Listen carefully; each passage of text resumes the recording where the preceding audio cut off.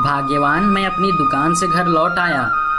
अरे भाग्यवान, आपको मैंने हमारे बैलों के लिए चारा लाने को कहा था, क्या आपने लाया?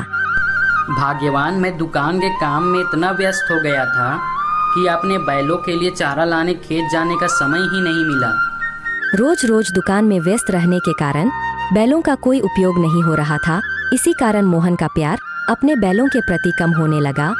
बैलों के लिए रोज समय निकालकर चारा लाना मोहन और उसकी पत्नी रूपा के लिए परेशानी लगने लगा था।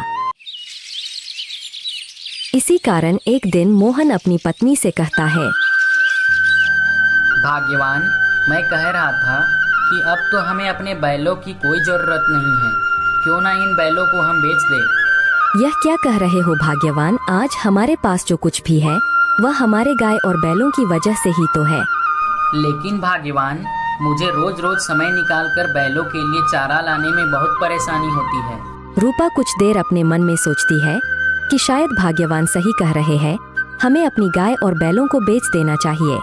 आप सही कह रहे हो भाग्यवान, अब हमें गाय और बैलों की कोई जरूरत नहीं है। यह बात सुनकर तीनों गाय और बैल दुखी हो जाते हैं। अगले दिन सुबह सुबह मोहन अपने तीनों बैलों को जबरदस्ती घर से निकालने लगता है। चलो चलो, निकलो यहाँ से, अब हमें तुम्हारी कोई ज़रूरत नहीं है।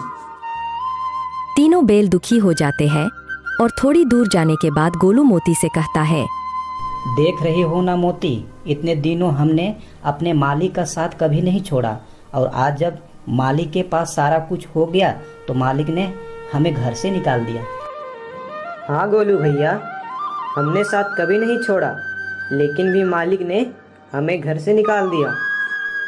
तुम सही कह रहे हो गोलू, आजकल के लोग बहुत ही स्वार्थी होते हैं। बस अपने काम के लिए इस्तेमाल करते हैं, फिर समय आने पर साथ छोड़ देते हैं।